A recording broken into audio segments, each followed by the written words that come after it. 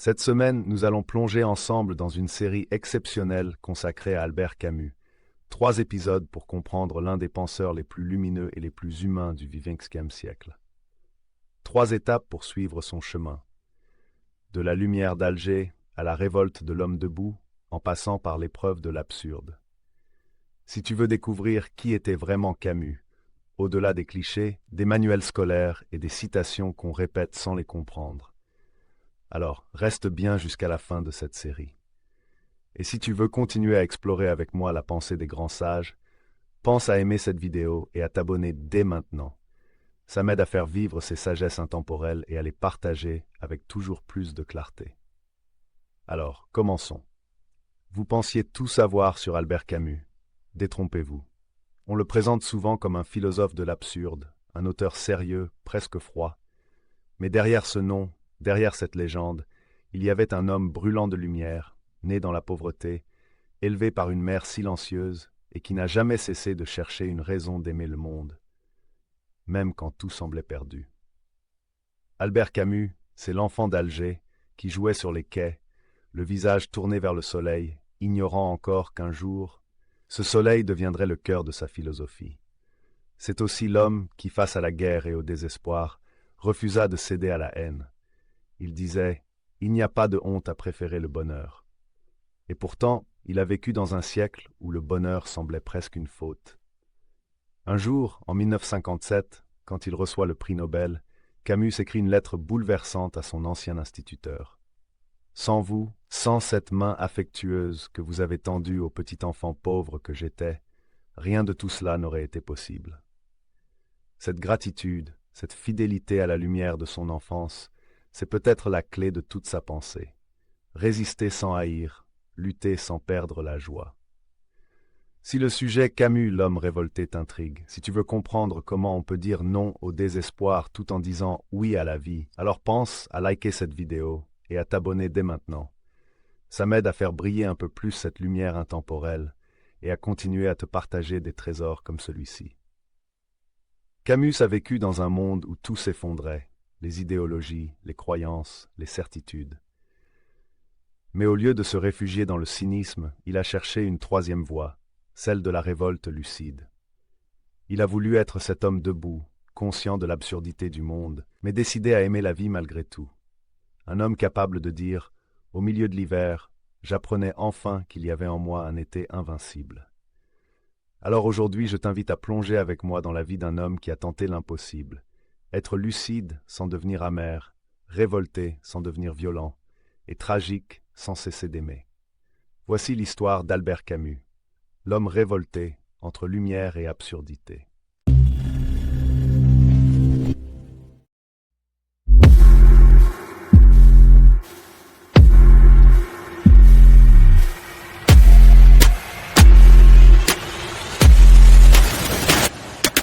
Camus naît en 1913, dans un quartier pauvre d'Alger, entre la mer et la poussière.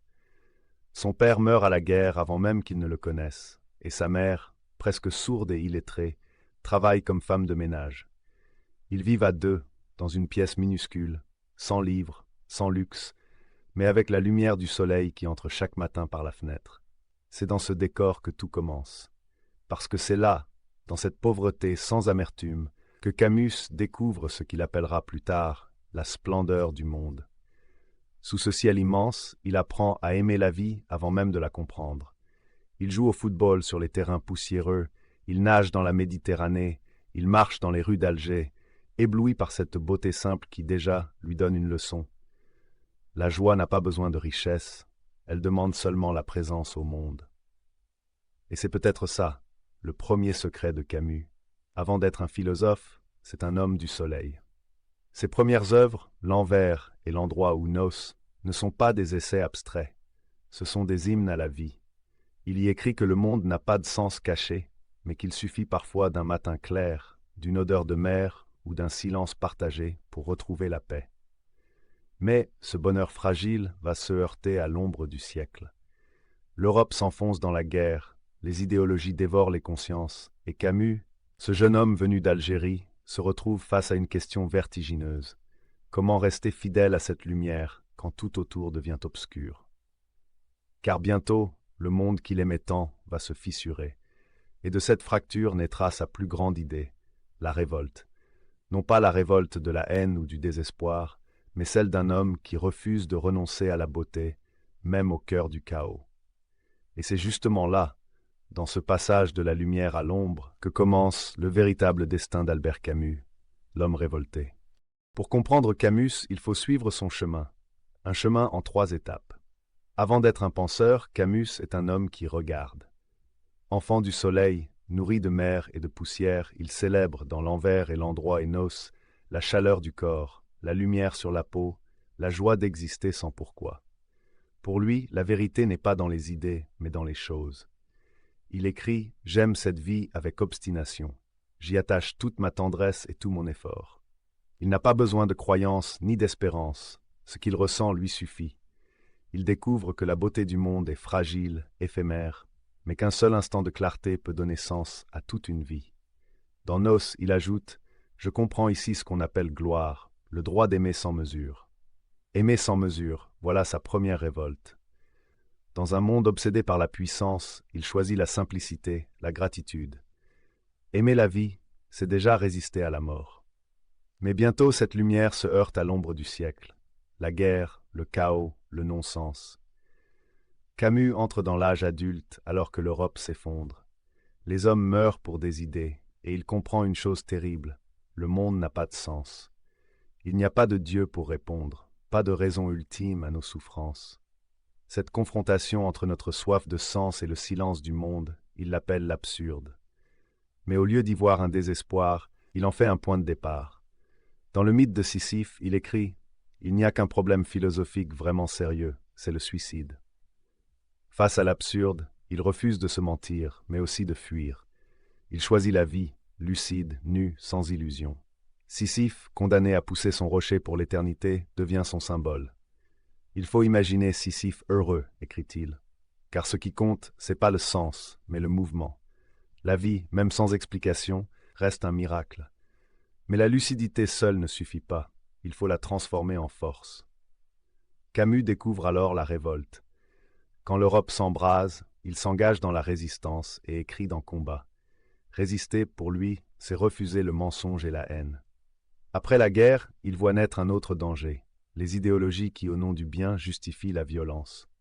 Dans l'homme révolté, il s'oppose à tous ceux qui transforment la justice en tyrannie. Je me révolte, donc nous sommes. Sa révolte n'est pas un cri de destruction, mais un acte d'amour. Dire non à l'injustice, c'est aussi dire oui à ce qui mérite d'être sauvé. Face à Sartre et aux dogmes de son époque, il choisit la mesure, la tendresse. Il dira « Entre la justice et ma mère, je choisirai ma mère, parce que l'amour précède les théories et la bonté les systèmes. » Camus reste fidèle à son soleil. Sa révolte, c'est celle d'un homme debout, lucide et humain. Le refus du désespoir, la lumière au milieu du chaos, et sa leçon simple et essentielle. Même quand tout paraît absurde, il reste possible d'aimer, de créer, de dire oui à la vie. La révolte n'est pas une guerre contre le monde, c'est un acte de fidélité envers ce qu'il a de plus fragile, de plus beau, de plus vivant. Mais que devient cette révolte aujourd'hui? Dans un monde qui semble à nouveau absurde et divisé, que ferait Camus? C'est ce que nous allons voir dans la conclusion.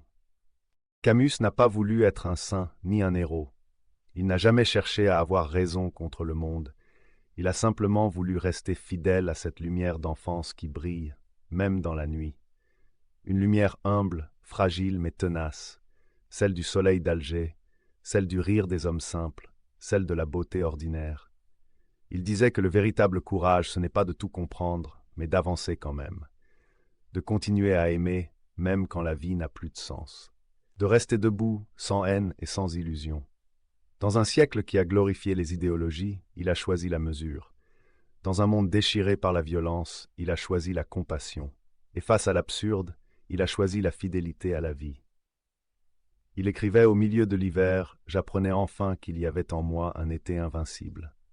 Cette phrase résume toute sa sagesse, car pour Camus, la lumière ne nie pas l'obscurité, elle la traverse. L'absurde ne détruit pas la joie, il la rend plus pure. Et la révolte n'est pas une colère, mais un acte d'amour. Alors, à travers son œuvre, Camus nous laisse un message pour aujourd'hui. Ne cherche pas à fuir le monde, habite-le pleinement.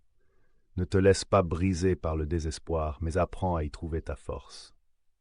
Et quand tout semble perdu, souviens-toi de cette flamme qu'il a léguée à chacun de nous, cet été invincible au cœur de l'hiver. Dans le prochain épisode, nous plongerons au cœur du cycle de l'absurde, là où Camus affronte la question du sens à travers deux de ses œuvres les plus marquantes, le mythe de Sisyphe et l'étranger. Nous verrons comment, pour lui, l'absurde n'est pas une condamnation, mais une libération. Comment, face au silence du monde, l'homme peut choisir de vivre, non pas par espoir, mais par fidélité à la vie elle-même. Camus nous invite à regarder l'absurde en face, sans détour, et à dire oui à la vie malgré tout. C'est là que réside la véritable révolte, vivre pleinement, même sans pourquoi. Si cette réflexion t'a inspiré, pense à t'abonner à la chaîne, à aimer cette vidéo et à la partager autour de toi. C'est grâce à ton soutien que ces sagesses intemporelles peuvent continuer à rayonner et à toucher d'autres esprits curieux. Je te donne rendez-vous pour le prochain épisode, l'absurde au quotidien, le cycle de l'absurde. Et souviens-toi des mots de Camus. Au milieu de l'hiver, il existe toujours en chacun de nous un été invincible.